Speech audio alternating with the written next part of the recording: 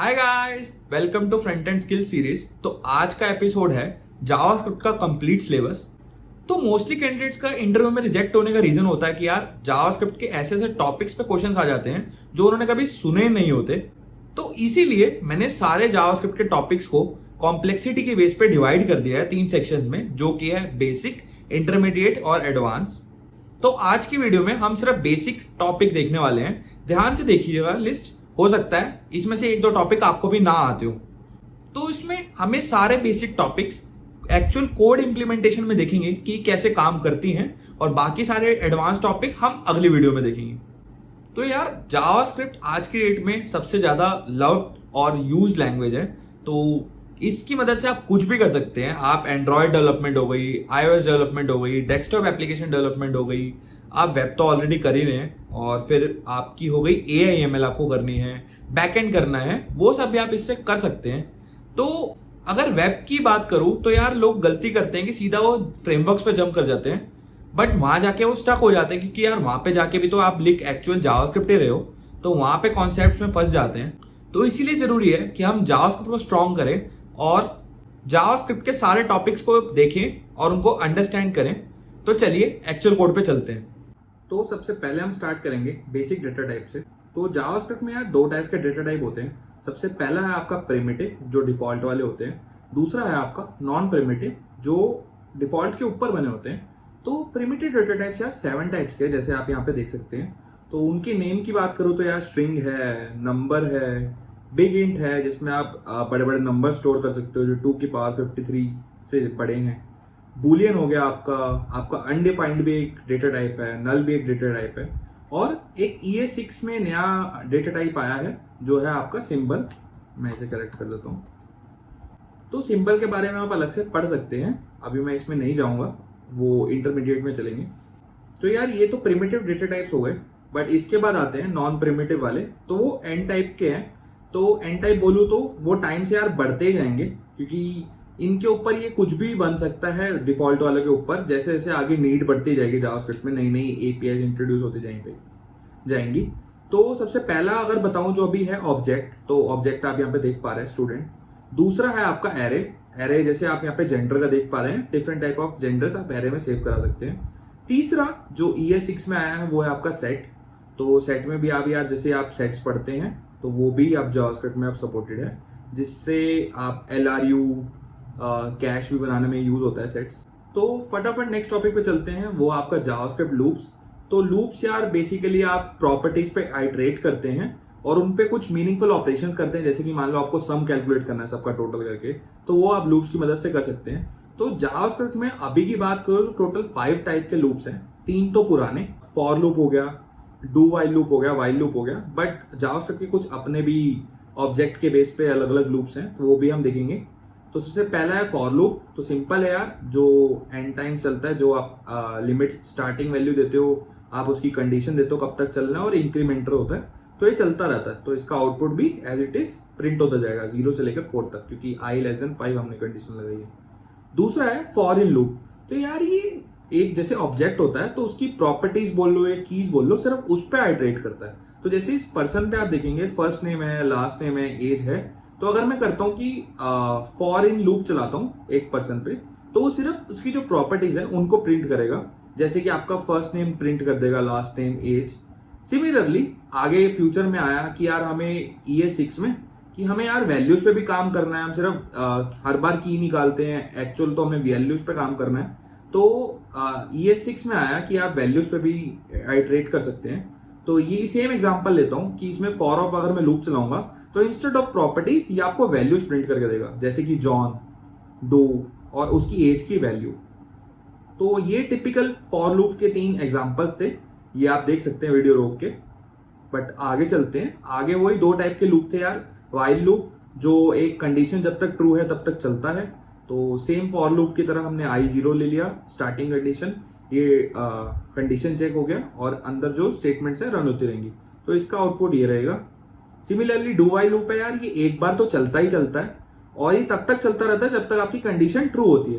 तो इनिशियली एक बार चल जाएगा, उसके बाद ही कंडीशन चेक करेगा, और फिर आगे चलना ही नहीं, वो कंडीशन के बेस पे चलेगा। तो सेम इसका आउटपुट भी सेम रहेगा, आउटपुट 0 1 2 3। 4।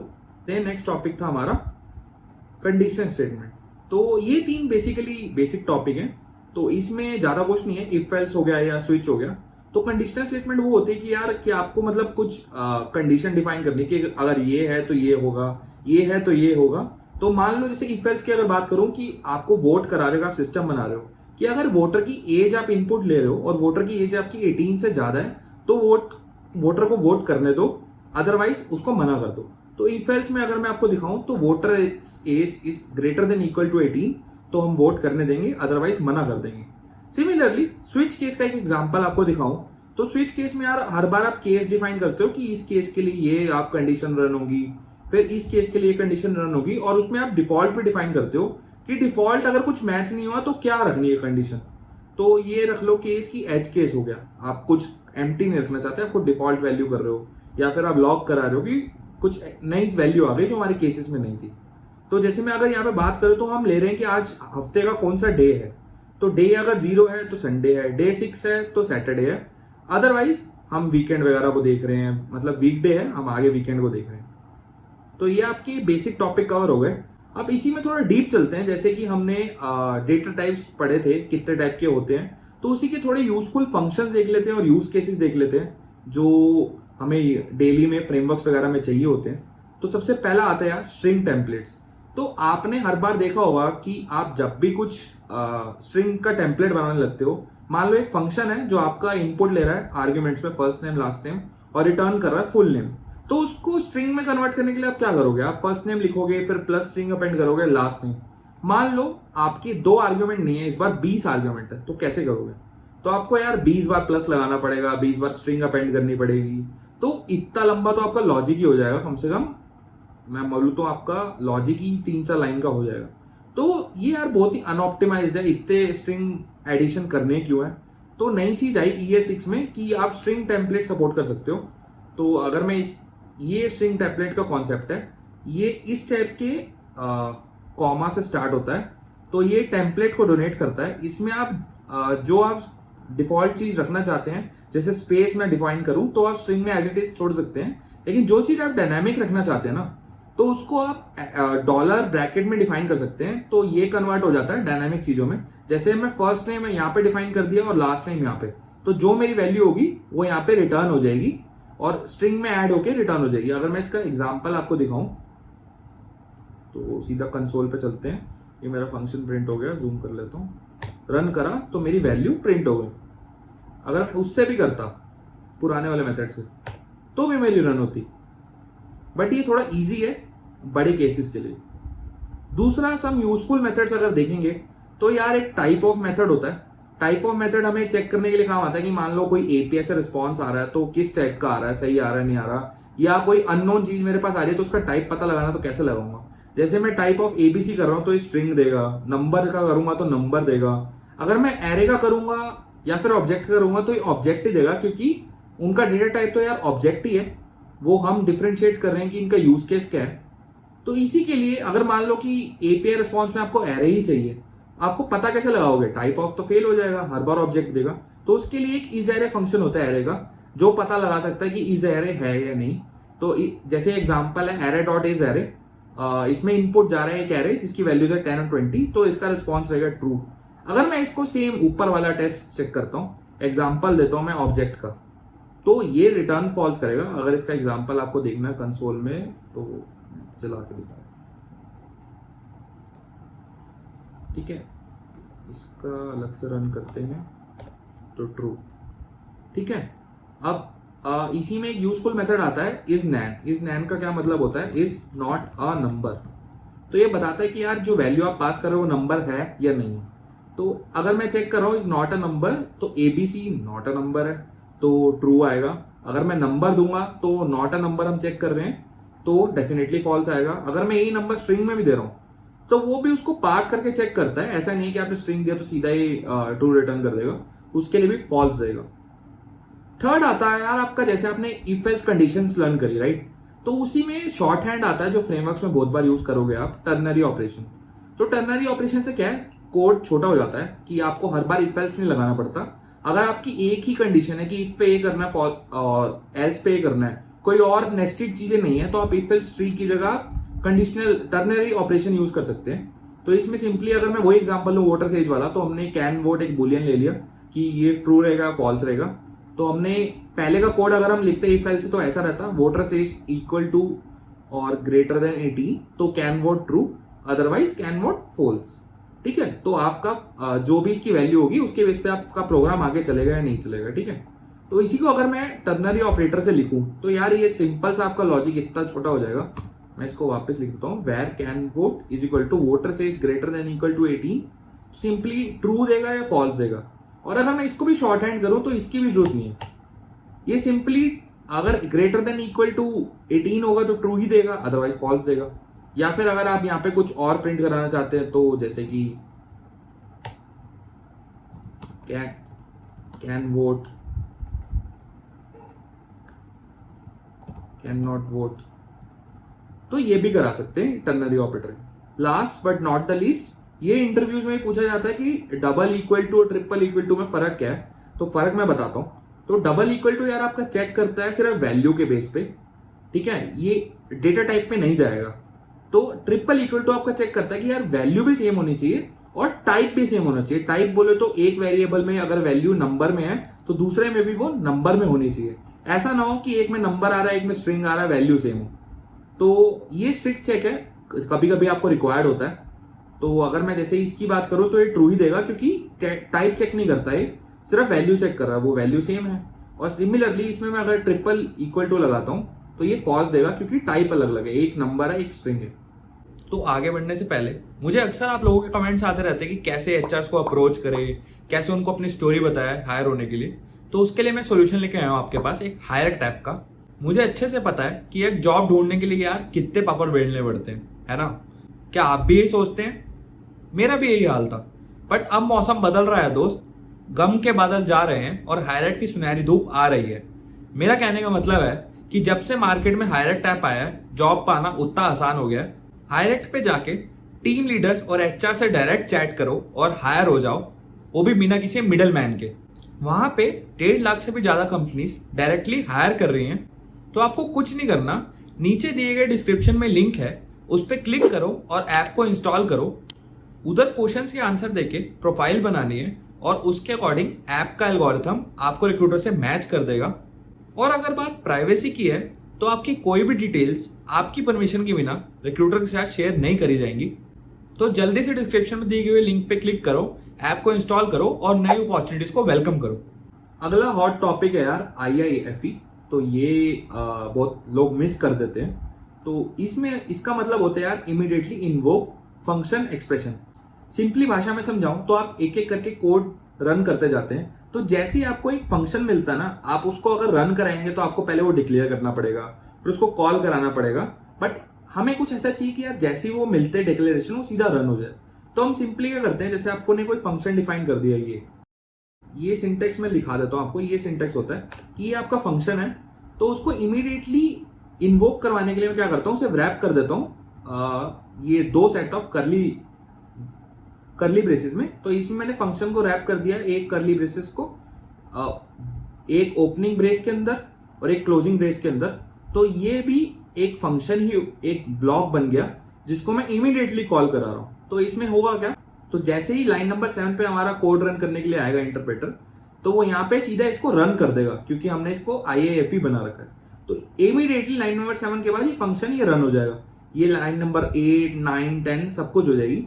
तो इसमें बहुत सारी चीजें भी कर सकते हैं आप, जैसे कि आपको मान लो इनिशियली ऐप लोड पे आपको कोई वेरिएबल डिफाइन नहीं करना है, ऐसे आपको सीधा बस स्क्रिप्ट वगैरह लोड करानी है, तो आप IIFE में डिफाइन कर सकते हैं। आपको कुछ इवेंट्स वगैरह लगाने हैं, कुछ ट्रैकर्स लगाने हैं, वो भी आप यहाँ पे कर सकते हैं। तो इसके कुछ स्पेसिफिक यूज केस होते हैं जो इंटरव्यू में लोग पूछ लेते हैं, तो वो बताता हूँ।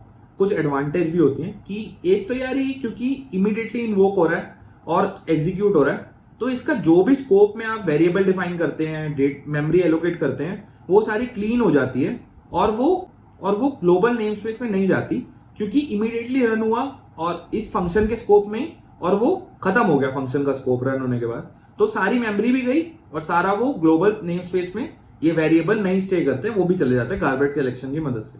तो इसमें यार आप फंक्शन को एसिंग भी बना सकते हैं। मान लो अगर मैं इसको एसिंग कर देता हूं, और इसमें मैं कुछ एसिंग ऑपरेशन कराता हूँ कंप्यूटेशन, तो वो भी हो जाएगी, सपोर्टेड है हर ब्राउजर में। तीसरा है मॉड्यूल पैटर्न। यार मैं कुछ प्राइवेट वेरिएबल्स बनाना चाहता हूँ, कुछ पब्लिक बनाना चाहता हूँ, तो इसके अंदर मैं एक और IIFE बना सकता हूँ जिससे मेरा प्रोटेक्टेड वेरिएबल्स भी बन जाएंगे। ठीक है, तो वो भी मैं कर सकता हूँ। तो इसमें एक तो आपकी चीजें प्राइवेट रहती हैं, ग्लोबल स्कोप में मर्ज नहीं होती, और तीसरा ये नीड के बेस पे यूज कर सकते हैं इमीडिएटली रन करने के लिए। आई होप आपको अच्छा लगा हो। अगला इंपॉर्टेंट टॉपिक है यार वेरिएबल होस्टिंग। तो इसमें बहुत क्वेश्चंस आते हैं इंटरव्यू में, लेकिन लोग गड़बड़ कर जाते हैं, तो पहले कॉन्सेप्ट समझाता हूँ। तो वेरिएबल होस्टिंग यार जावास्क्रिप्ट में होता है कि एक वेरिएबल को ना, उसको आप यूज कर सकते हो उसको डिक्लेयर करने से पहले। आप ऐसे समझो कि जैसे कोड से समझाता हूं कि एक प्रोग्राम है, आप लाइन नंबर 7 पे एक वेरिएबल को वैल्यू असाइन कर रहे हो, लेकिन आपने डिक्लेयर नहीं करा इसको, अभी डिक्लेयर हो रहा है लाइन नंबर 9 पे, लेकिन स्टिल आप उसे लाइन नंबर 8 पे यूज कर पा रहे हो। ये कैसा बिहेवियर है, राइट? कई लोगों को समझ नहीं आता है कि क्या ही है, क्यों ही है। तो जावास्क्रिप्ट का एक ही कॉन्सेप्ट है वेरिएबल होस्टिंग का। तो इसमें क्या करता है वो, आपका जो भी वेरिएबल डिक्लेरेशन है ना, उसको आपको टॉप पे मूव कर देता है। जो ये लाइन नंबर ऊपर आ जाएगा इनिशियलाइजेशन वाली से, तो पहले x इक्वल टू 5 हो रहा था ऊपर आपने जो कोड लिखा था, लेकिन जब जावास्क्रिप्ट वो होगा इंटरप्रेट, तो ये लाइन सबसे ऊपर आ जाएगी स्कोप में। where x पहले होगा, फिर x इक्वल टू 5 उसकी वैल्यू अपडेट होगी, फिर वो यहाँ पे console.log x होगा। तो सेम आपका रिस्पॉन्स, तो सेम आपका आउटपुट तो सेम ही रहेगा, बट स्टिल अगर एरर नहीं मिलेगा आपको कोड में। तो बैकग्राउंड में ये होता है जो मैं आपको दिखा रहा हूं। इसमें एक एज केस बताना चाहूंगा कि यार सिर्फ इसमें इनिशियलाइजेशन ऊपर होस्ट होती है, डिक्लेरेशन होस्ट नहीं होती। मान लो आपने लाइन नंबर 23 पे एक वेर वाई डिक्लेयर करा है, ठीक है, और उसको इनिशियलाइज भी लाइन नंबर 23 पे करा है, तो उसका जब कोड कन्वर्ट होगा तो पहले आउटपुट देख लेते हैं। उसका आउटपुट आएगा 5 और अनडिफाइंड। क्यों? क्योंकि x आपने ऊपर ही डिक्लेयर कर दिया और इनिशियलाइज भी कर दिया, तो x की वैल्यू उसने ऊपर से उठा ली, बट y की वैल्यू नीचे डिफाइन करी आपने लाइन नंबर नीचे। तो तब तक जब वो कंसोल और लॉग करा रहा है, y की वैल्यू वहां पे अनडिफाइंड ही रहेगी होस्टिंग के कॉन्सेप्ट की वजह से। तो ऊपर वाला प्रोग्राम जो है आपका इसमें इंटरप्रेट हो जाएगा। तो आपका where x equal to 5 as it is, initialize भी हो रहा है, डिक्लेयर भी हो रहा है। उसके बाद आपकी लाइन आ जाएगी where y, आपका ये वेरिएबल इनिशियलाइज हो गया, आप सॉरी डिक्लेयर हो गया, इनिशियलाइज नहीं हुआ। इनिशियलाइज आपका लाइन नंबर 30 पे ही होगा। तो लाइन नंबर 29 पे आप पहले उसे प्रिंट करा रहे हो, तो उस टाइम पे उसकी वैल्यू अनडिफाइंड है, तो इसीलिए आउटपुट आएगा। तो recruiter usually output based concept पूछते हैं इस पे, तो इस कॉन्सेप्ट को भी अच्छे से समझना। नेट पे भी दोबारा एग्जांपल देख सकते हो। अगला ये मेरा फेवरेट टॉपिक है स्कोप। इस पे मैं बहुत क्वेश्चन पूछता हूँ, तो बहुत इजी टॉपिक है, कोई दिक्कत डरने वाली बात नहीं है। तो स्कोप यार एक डिफाइन करता है कि एक चीज की लाइफ किसके अंदर रहेगी। मान लो मैं आपको एक कमरे में बंद कर रहा हूं, तो आप इस कमरे में ही रहोगे। इस कमरे से बाहर की चीजें आपको नहीं एक्सेस कर पाएंगी, आप कमरे की चीजों को एक्सेस कर पाएंगे, कमरा आपको एक्सेस कर पाएगा, लेकिन बाहर के लोग कुछ नहीं कर पाएंगे। तो ये हो गया आपका स्कोप एक कमरे की तक। अगर मैं आपको एक ग्राउंड में रख रहा हूँ, पब्लिक प्लेस में रख रहा हूँ, तो आपका स्कोप हो गया पूरा पब्लिक प्लेस, ठीक है। अगर मैं आपको रूम में रख रहा हूँ, आपका स्कोप हो गया एक रूम। तो इसी को जावास्क्रिप्ट में भी समझते हैं। तो जावास्क्रिप्ट में वही हो गया, जहां पे आप वेरिएबल डिफाइन कर रहे हैं, तो उस वेरिएबल का जो पेरेंट होता है वही उसका स्कोप होता है। तो पेरेंट का स्कोप भी 3 टाइप का हो सकता है। एक हो गया आपका ब्लॉक लेवल स्कोप उस ब्लॉक के अंदर, दूसरा हो गया फंक्शन लेवल स्कोप उस फंक्शन के अंदर, तीसरा हो गया आपका ग्लोबल स्कोप। ग्लोबल स्कोप मतलब through out the browser level, app level पे हो गया। विद एग्जांपल समझते हैं। मान लो मैं करली ब्रेसेस में एक ब्लॉक बना दिया और उसके अंदर मैंने इंस्ट्रक्शन डिफाइन कर दी, ये let sum is equal to 2। तो इसका जो स्कोप है मेरा सिर्फ इसी स्टेटमेंट के अंदर रहेगा, बाहर किसी को नहीं एक्सेसिबल होगा। जैसे कि यहाँ पे मैं देख रहा हूँ कि अगर मैं यहाँ पे x को एक्सेस करना चाहूँ तो ये यूज नहीं होगा, यहाँ पे आई थिंक एरर आ जाएगा। तो सीधा आपको एग्जांपल से समझाते हैं। तो अगर मैं x प्रिंट कराना चाहूँ तो यहाँ पे आ जाएगा रेफरेंस एरर कि x आपका डिफाइन नहीं है। सिमिलरली अगर मैं फंक्शन स्कोप देता हूँ, मान लो मैंने फंक्शन के अंदर एक वेरिएबल डिफाइन कर रखा सम, ठीक है। तो सम क्या कर रहा है, 2 वैल्यू ले रहा है a और b और उनका टोटल करके वैल्यू बना रहा है। चाहे तो हम इसे प्रिंट भी करा सकते हैं। तो इसमें अगर मैं सम प्रिंट कराऊंगा तो सम हमारा सही प्रिंट कर देगा। यहाँ पे मैं सम के साथ कुछ भी कर सकता हूँ, लेकिन सिमिलरली अगर मैं फंक्शन के बाहर सम को एक्सेस करूंगा तो सम यार एक्सेसिबल नहीं होगा, फिर वही रेफरेंस एरर आएगा जो लास्ट टाइम हमने देखा है। तो ये हो गया इसका फंक्शन स्कोप, क्योंकि फंक्शन में हमने डिफाइन करा तो फंक्शन लेवल पे इसका स्कोप हो गया। अगर मैं ब्लॉक में डिफाइन कर रहा हूं तो ब्लॉक लेवल स्कोप हो गया। ग्लोबल तो आप सब समझ ही गए होंगे, ग्लोबल तो यार जैसे पब्लिक प्लेस हो, मैंने आपका एग्जांपल दिया, तो मैंने यहाँ पे एक वेरिएबल डिफाइन कर लिया सम इज इक्वल टू 10, तो ये ग्लोबल स्कोप में डिफाइन हुआ है, इसके आसपास कोई ब्लॉक्स या फंक्शन नहीं है। तो एक फंक्शन के अंदर में मैं उसको एक्सेस कर पा रहा हूँ, फंक्शन के बाद में मैं उसे एक्सेस कर पा रहा हूँ, तो उसकी वैल्यू यहाँ पे अपडेट हो सकती है, आप एक्सेस कर सकते हो, बट स्टिल वो एक्सेसिबल रहेगा, यहाँ पे कोई एरर नहीं आएगा। तो आई होप आपको अच्छा लगा हो ये कॉन्सेप्ट, आपको समझ आया हो। कोई डाउट हो तो आप कमेंट सेक्शन में मेरे से पूछ सकते हैं। तो इसमें आप देख रहे होंगे कि यार मैं लेट यूज कर रहा हूँ, वेर क्यों नहीं यूज कर रहा, तो ये क्या है, कहीं पे मैं वेर यूज कर रहा हूँ, तो ये यार नई नई चीजें मैं समझाता हूँ। तो पहले क्या था यार, 2015 से पहले जावास्क्रिप्ट में ना सिर्फ ग्लोबल स्कोप और फंक्शन स्कोप थे जो आपने अभी देखे। तो उसमें क्या होता था कि हम कुछ ही ब्लॉक लेवल में अगर कोई वेरिएबल डिफाइन करना चाहते हैं तो ऐसा नहीं हो पाता था, या तो फंक्शन लेवल पे डिफाइन होगा, वेरिएबल होस्टिंग की वजह से ऊपर चला जाएगा, या वो ग्लोबल लेवल पे जाएगा। तो उसके लिए 2015 के बाद ES6 में आया, दो नई चीजें इंट्रोड्यूस हुई, लेट और कॉन्स। तो ये कीवर्ड थे यार जो ब्लॉक लेवल स्कोप प्रोवाइड करते थे जावास्क्रिप्ट में। तो जो भी वेरिएबल आप ब्रैकेट्स के अंदर डिफाइन करते हैं वो ब्लॉक लेवल स्कोप उनको मिलता था, और वो उन्हीं के अंदर एक्सेस हो पाते थे, बाहर नहीं हो पाते थे। तो जैसे मैं पहले वेरिएबल का एग्जांपल देता हूं, तो वेरिएबल मान लो मैंने एक ब्लॉक लेवल में डिफाइन कर दिया var x is equal to 2, लेकिन अगर मैं बाहर जाके एक्सेस करता हूं तो वो फिर भी एक्सेसिबल रहेगा, तो ब्लॉक लेवल स्कोप तो हमारा हुआ नहीं। अब जैसे मैं यहाँ पे प्रिंट करता हूँ तो x मेरा आ गया, मतलब वेरिएबल होस्टिंग के कॉन्सेप्ट से हमारा x ऊपर निकल गया ब्लॉक से। तो अगर यही मैं इसमें ट्राई करूं लेट के साथ तो ये काम करेगा, क्योंकि ये ब्लॉक लेवल स्कोप है। अगर मैं x यहाँ पे प्रिंट कर रहा हूँ, अरे पुराना आ रहा है, मैं रीलोड करके बताता हूँ। ठीक है, अब मैं x प्रिंट करता हूँ, ठीक है, रेफरेंस एरर, मतलब इस ब्लॉक के अंदर x था तो एक्सेसिबल था, अब वो उड़ गया, अब x आपको एक्सेसिबल नहीं होगा। तो ये चीज बहुत अच्छी आई लेट और कॉन्स की वजह से। अब जो है उसी टाइम उसकी मेमोरी यूज हुई, उसी टाइम वो यूज हुआ, ग्लोबल स्कोप में नहीं गया, फंक्शन स्कोप में, वहां उसको पॉल्यूट नहीं करा, कोई कंफ्लिक्ट रेज नहीं करेगा, और मेमोरी उसकी वहीं से गार्बेज कलेक्शन ले गया। तो एक जो उसका जितना काम था उतनी देर वो रहा मेमोरी में, उसके बाद वो क्लियर हो गया और कंफ्यूजन भी क्रिएट नहीं करेगा। लेकिन इसमें भी कुछ अलग अलग केसेस होते हैं कि मान लो वेर को मैं बार बार डिक्लेयर कर सकता हूँ, ठीक है, मैंने एक लाइन पे वेर को डिक्लेयर करा 10, और सेम मैं लाइन नंबर 12 पे var x is equal to 2 पे वैल्यू पे रीडिक्लेयर कर सकता हूँ। लेकिन इन चीजों में वो कॉन्सेप्ट वर्क नहीं करता है। तो जैसे मैं वेर का समझा रहा था आपको कि यहाँ पे मैंने एक बार 10 डिफाइन करा, x की वैल्यू 10 हो गई, अब यहाँ पे मैंने वेर दोबारा डिफाइन करा, ठीक है, ब्लॉक लेवल पे, तो ये ब्लॉक लेवल तो टिकता नहीं है, ऊपर चला जाता है, ये दोबारा डिफाइन हो जाएगा। तो 10 उसकी x की वैल्यू 2 हो गई, मतलब अपडेट हो गई। तो अगर मैं बाद में प्रिंट कराता हूँ तो x की वैल्यू अपने को क्या मिलेगी, 2 ही मिलेगी। लेट मी रीलोड वंस, या अब मैं x प्रिंट कराता हूँ तो मुझे 2 ही मिलेगी, ठीक है। लेकिन इसके साथ ऐसा नहीं होता, लेट के साथ। लेट के साथ मैंने यहाँ पे लेट डिफाइन करा 10, तो इसका स्कोप हो गया हमारा यहाँ लेवल पे। अब उसके बाद अगर मैं ब्लॉक में x2 दे रहा हूं ना, तो अगर मैं यहाँ पे console.log2 कराऊंगा, console.log x कराऊंगा, तो मुझे आउटपुट 2 ही मिलेगा। लेकिन अगर मैं इस ब्लॉक से बाहर आके x प्रिंट कराऊंगा तो मुझे 10 ही मिलेगा। ये हो गया आपका स्कोप डिफरेंट हो गया, राइट, समझ रहे हो दोनों में स्कोप का डिफरेंस। तो जैसे मैं यहाँ पे दोनों में console.log लगाता हूँ, ठीक है, पहले 10 फिर 2, अब वापस देखते हैं कि x का स्कोप क्या हो गया, वापस 10, ठीक है, कोड सही है, कोड पे डाउट मत करना। तो ये आपका एक हो गया एज केस कि रीडिक्लेयर आपका लेट के साथ नहीं हो पाता है, लेकिन वेर के साथ आपका रीडिक्लेयर हो जाता है।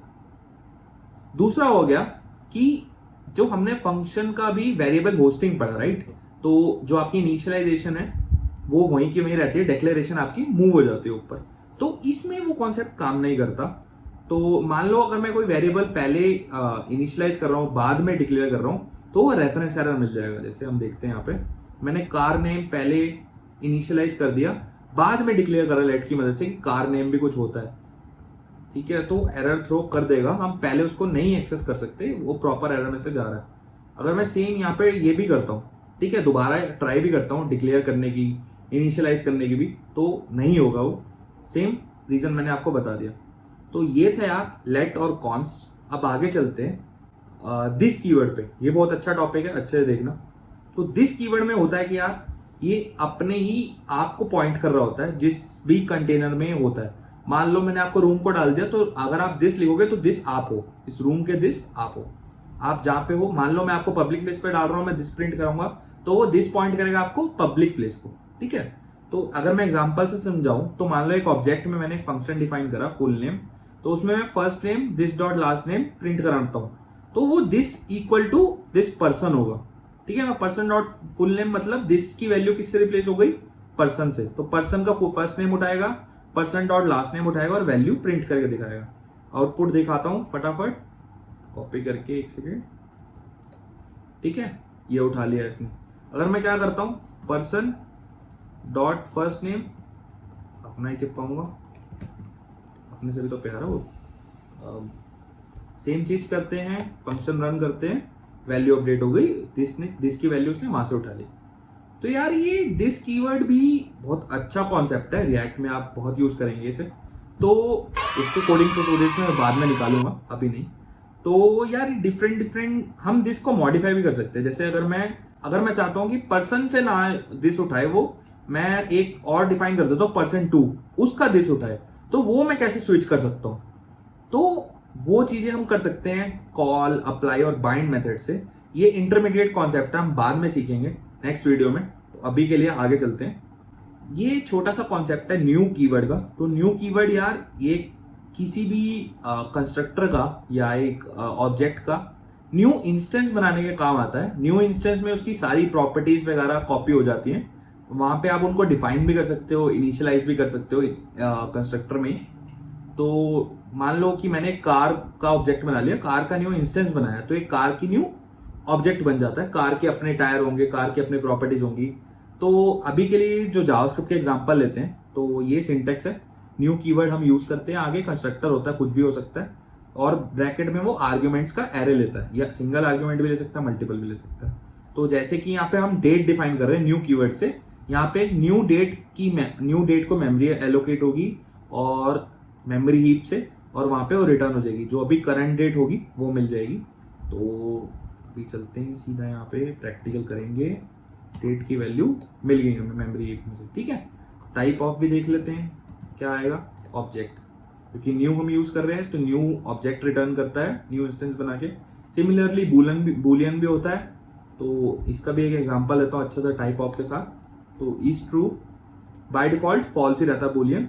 तो अगर मैं यहाँ पे एक और कांस्टेंट बना लेता हूँ, इज ट्रू 2, और मैं उसको फॉल्स देता हूँ, ठीक है। अब दोनों में फर्क क्या है वो देखना, ये सिंपल वैल्यू रिटर्न करेगा, लेकिन अगर मैं ये करता हूं तो ये मुझे ऑब्जेक्ट रिटर्न कर रहा है। ऑब्जेक्ट की अपनी कुछ प्रॉपर्टीज हैं, तो मैं टाइप ऑफ भी देखता हूं, ऑब्जेक्ट बूलियन। तो जब भी न्यू कीवर्ड होता है, एक नया ऑब्जेक्ट रिटर्न होता है, नई मेमोरी हीप एलोकेट होती है, और उसमें से उसकी प्रॉपर्टीज डिफाइन होती है। तो हम कुछ कस्टम एग्जांपल भी ले लेते हैं, ये तो जावास्क्रिप्ट के अपने ही बच्चे हैं, डेट और बूलियन। तो मान लो मैं एक मैसेज फंक्शन बना रहा हूँ, मैसेज में मैं किसी को ग्रीटिंग मैसेज डिफाइन कर रहा हूँ आज का, और मैं उसके आगे हे लगा रहा हूँ कि हे राम, हे लक्ष्मण, हे विनोद, ठीक है। तो आज की 2 डेज की ग्रीटिंग देख लेते हैं। मैं उसको न्यू मैसेज डिफाइन कर रहा हूँ, बेबी गर्ल। कुछ गलत एग्जाम्पल ले लिया मैंने, बट कोई नहीं, आगे चलते हैं। तो पहले यहाँ पे प्रिंट करा लेते हैं टुडे ग्रीटिंग्स, ठीक है। टुडे ग्रीटिंग्स में आप देखेंगे कि मैसेज हो गया, मैसेज टाइप है इंस्टेंस का, और उसके अंदर ग्रीटिंग एक प्रॉपर्टी है जिसकी वैल्यू हे बेबी गर्ल। तो मैं सेम चीज अगर यहाँ पे प्रिंट कराता हूं, ग्रीटिंग है या, तो वो प्रिंट हो गया। तो सिमिलरली जैसे मैंने आपको समझाया, तो न्यू कीवर्ड बहुत ही पावरफुल है।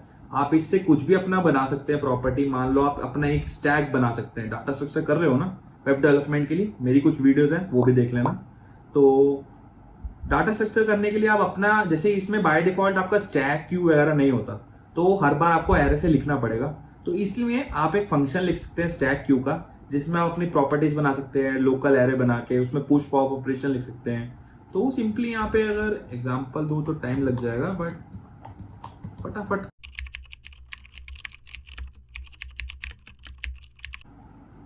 ये स्प्लाइस एक चीज एलिमेंट रिमूव कर देता है, बट हमें तो पॉप करना है, तो इंडेक्स ऑफ की जरूरत नहीं है, हमेशा लास्ट वाला ही करना होता है। अगर हम स्टैक बना रहे हैं तो हमेशा लास्ट वाला नहीं, मतलब जो लास्ट इंसर्ट किया वही करना होता है।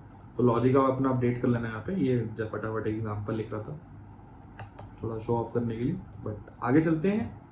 तो अब मेन बेसिक कॉन्सेप्ट कवर हो गए हैं। थोड़े से यूआई इवेंट्स, डॉम सिलेक्शन वगैरह समझा देता हूँ फटाफट। तो भैया डॉम आप सारा यूआई एचटीएमएल बनाते हो, बट क्लिक पे कुछ ना कुछ तो करना पड़ता है ना। उसके क्लिक पे आपको मोडाल खोलना पड़ेगा, क्लिक पे आपको बटन से कुछ एलिमेंट हाइड करना पड़ेगा, कुछ चीजें कुछ लॉजिक करना पड़ेगा। तो कैसे करोगे, ठीक है। तो उसके लिए कॉन्सेप्ट आता है इवेंट्स लगाने का। तो इवेंट्स में क्या होता है कि मैंने किसी चीज पे इवेंट लिस्टनर लगा दिया कि इस पे जब ये वाला चीज होगी तो मुझे बताना, ठीक है। सबसे पहले एक बेसिक एग्जांपल दूं तो मैं किसी भी क्लिक का लगा सकता हूं। यहाँ पे अभी मैं विंडो पे लगा रहा हूँ, विंडो पे मैंने ऐड डॉट इवेंट लिस्टनर करा क्लिक। तो जब भी कुछ क्लिक हो रहा है तो मैं उस पर क्या करूंगा, मैं क्लिक ट्रैकिंग लगा दूंगा कि भाई मेरे प्रोडक्ट मैनेजर को देखना है कि किस चीज पे यूजर सबसे ज्यादा क्लिक कर रहा है, वैसी चीजें वो चीज वर्क कर रही है, हम बाकी जगह रेप्लीकेट करेंगे। दूसरा हो गया आपका ऑन लोड लिस्टनर। मान लो पेज लोड हो गया, अब पेज लोड पे मुझे यूजर को एनिमेशन दिखानी है कि भैया तुम लास्ट टाइम आए थे, तुमने ये चीज पे फोकस किया था बट तुमने चेकआउट नहीं किया, अब ये कर लो। या फिर मैं कुछ और ट्रैक भी कर सकता हूँ यूजर का टाइम वगैरह कि अब भैया पेज लोड हो गया, ट्रैकिंग करनी स्टार्ट कर दो कि कब तक यूजर हमारे पेज पे घूम रहा है इधर से उधर, ठीक है। अगर मैं विंडो ना करूं, मान लो मैं बटन पे भी लगा सकता हूँ। यहीं पे कर लेते चेंजेस। विंडो की जगह मैं सीधा बटन पे भी लगा सकता हूँ। बटन पे मैंने कभी भी क्लिक हो रहा है तो यहाँ पे हाइड मोडाल कर दो, मोडाल में मिस हो गया, ठीक है। अब ठीक है, आगे चलते हैं। तो यार ये तो हो गया, आप बटन को सिलेक्ट कैसे करें, लिस्टनर तो आपने लगाना बता दिया भैया। अब उसके भी बहुत सारे तरीके होते हैं कि डॉम प्रॉपर्टीज को सिलेक्ट कैसे करना। हो सकता है आपको सिलेक्ट पे कुछ लिस्टनर लगाना हो सकता है आपको सिलेक्ट करके उनका स्टाइल अपडेट करना हो, राइट, या उनकी वैल्यू अपडेट करनी हो। मान लो इनपुट आपने सिलेक्ट करा, इनपुट टाइप आपका नंबर है, उसकी नंबर की प्लस बटन दबाने पे आपने वैल्यू अपडेट करनी हो, ठीक है। या फिर आपने कुछ ड्रॉप डाउन को ऑप्शन अपडेट करना हो, तो वो सब आप यहां से कर सकते हैं। तो इनपुट सिलेक्ट करने के बिना यार चीजें एलिमेंट सिलेक्ट करने के भी बहुत सारे स्टाइल होते हैं, बहुत सारे तरीके होते हैं। आप आईडी से भी सिलेक्ट कर सकते हैं, आप क्लास से भी सिलेक्ट कर सकते हैं, आप नेम से भी सिलेक्ट कर सकते हैं। तो चलिए एग्जांपल देखते हैं। सबसे पहले यार किसी को आपको आईडी सिलेक्ट करना है तो आप document dot gate element by ID use कर सकते हैं। यहाँ पे उस एलिमेंट की आईडी जाएगी, आगे कुछ हैश वगैरह नहीं जाएगा, सिर्फ स्ट्रिंग जाएगी, ठीक है। अगर मान लो कि आप कुछ डायनामिकली क्रिएट करा रहे हो, कभी कभी जरूरत होती है कि हमें क्लिक पे डायनामिकली एंकर लिंक बना के उस एंकर लिंक को कुछ पीडीएफ का लिंक देके डाउनलोड करानी पड़ती है। तो वो यहाँ से होता है, एकदम क्रिएट एलिमेंट करके उस पर ऑन क्लिक लगा के क्लिक करवा देते हैं जावास्क्रिप्ट। आप क्लास से भी सिलेक्ट कर सकते हो, बट ध्यान देना यहाँ पे gate elements bye class name है, तो एलिमेंट्स का एरे रिटर्न होगा, ठीक है, इस क्लास नेम से जो जो मैच कर रहा है। क्लास तो मल्टीपल चीजों पे लगती है। सिमिलरली आप नेम से भी एलिमेंट सिलेक्ट कर सकते हो। मान लो कंपनी नेम के जितने भी एलिमेंट है पेज पे सारे उठा लो। सिमिलरली टैग नेम से भी आप उठा सकते हो कि टैग नेम वो हो गया आपका जो HTML एलिमेंट का नेम होता है, ठीक है। सिलेक्ट मतलब जितने टाइप के सिलेक्ट ऑप्शन है आपके पेज पे। सिमिलरली एक ही ES6 में नया कॉन्सेप्ट आया था क्वेरी सिलेक्टर। क्वेरी सिलेक्टर में क्या होता है कि यार आप क्वेरी दे सकते हो, क्वेरी के बेस पे जो जो आपकी क्वेरी पे मैच कर रहा है आपको वो रिटर्न कर देगा डॉम। तो यहाँ पे मैं क्लास के नेम पे सर्च कर रहा हूँ, जो भी ABC क्लास से मैच हो रहा है वो उठा के ले आओ। अब यहाँ पे देखना क्वेरी सिलेक्टर है, ठीक है, सिर्फ एक चीज सिलेक्ट करके भेजेगा, मल्टीपल नहीं उठाएगा। उसके लिए होता है क्वेरी सिलेक्टर ऑल, जितनी भी चीजें मैच कर रही सारे उठा लो। हो सकता है कभी यूजर को एक क्वेरी सिलेक्टर लिखना हो कि यार मुझे सिर्फ पहली वैल्यू उठानी है, पहली पे चेंज करना है, बाकियों पे करना ही नहीं, तो वो ये यूज कर सकता है, अदरवाइज ये यूज कर सकता है। इसी में एक छोटा सा और टॉपिक होता है कि यार कभी कभी रिक्रूटर पूछ लेता है कि यार एट्रीब्यूट बताओ और प्रॉपर्टीज में फर्क क्या होता है, ठीक है। तो एट्रीब्यूट होते हैं यार जो आपके डॉम जब रेंडर हुआ था उसकी इनिशियल स्टेट क्या होती है, ठीक है, और आपकी प्रॉपर्टी होती है उसकी करंट स्टेट क्या होती है। तो जैसे कि यहाँ पर इनपुट एलिमेंट ले लो एग्जांपल के लिए, ठीक है, मैं इसमें थोड़ा स्पेस बना देता हूँ। इनपुट एलिमेंट है आईडी डेमो है, वैल्यू 10 है, लिमिट उसकी 100 है इनपुट की। तो इसको सबसे पहले हम सिलेक्ट कर लेंगे डॉम से, document dot gate element by ID, demo उसकी आईडी हमने लगा दी। अब इसकी वैल्यू लेनी है हमें, करंट वैल्यू रीड करनी है। तो वो दो तरीके हैं, एक एट्रीब्यूट की तरह मैं उसे ट्रीट कर सकता हूँ गेट एट्रीब्यूट, या डायरेक्टली मैं उसे प्रॉपर्टी की तरह ट्रीट कर सकता हूँ सिलेक्ट डॉट वैल्यू से, ठीक है। दोनों चीजों का रेस्पॉन्स सेम ही रहेगा। थर्ड है हमें सेट करना है। सेट करने के भी दो तरीके हैं, हम उसे एट्रीब्यूट की तरह भी ट्रीट करूं तो set attribute value is equal to this, या प्रॉपर्टी भी हो सकती है वैल्यू। तो इसमें कंफ्यूजन नहीं होनी चाहिए, एट्रीब्यूट प्रॉपर्टीज ऑलमोस्ट सेम होती है। एट्रीब्यूट इनिशियल वाली है, प्रॉपर्टीज आपकी करंट वाली है। अभी इस एग्जांपल में दोनों सेम का मैं ले रहा हूँ वैल्यू, बट हो सकता है जैसे हर चीज में वैल्यू भी ना हो। लाइक वैल्यू तो ऑब्वियसली हर चीज में होगी, बट ये एट्रीब्यूट्स आप कुछ भी कस्टम बना सकते हो। लाइक मैं यहाँ कस्टम बना सकता हूँ लिमिट की जगह LET, ठीक है, या मैं यहाँ पे बना दूंगा सक्सेस मैसेज, एरर मैसेज क्या दिखाने हैं, तो वो मैं कस्टम एट्रीब्यूट बना सकता हूँ। बट वैल्यू आपकी जो ब्राउजर की डॉम प्रॉपर्टी होती है वो ऑलरेडी डिफाइंड होती है कुछ लिमिट में। तो यही था यार कोड लेवल पे। आई होप आपको अच्छा लगा हो। फर्स्ट टाइम मैं कोडिंग में बता रहा हूँ, मुझे एक्सपीरियंस बताना आपका कैसा रहा, समझ आया, पेज सही थी या नहीं थी, कुछ फीडबैक हो तो प्लीज शेयर करना मेरे साथ। थैंक यू गाइस वीडियो को एंड तक देखने के लिए। तो क्या आप भी हर काम डायरेक्ट करने में भरोसा रखते हैं? तो हायरेक्ट पे जाके डायरेक्ट जॉब ढूंढिए। वो एक डायरेक्ट हायरिंग ऐप है और यहाँ पे आप 1.5 लाख से भी ज्यादा कंपनीज की टीम लीडर्स और HR से डायरेक्टली चैट कर सकते हैं और हायर हो सकते हैं बिना किसी मिडल मैन के। तो लिंक डिस्क्रिप्शन में है, अब रुकिए मत, जाइए इसे चेकआउट करिए, क्योंकि हायरेक्ट है तो डायरेक्ट है।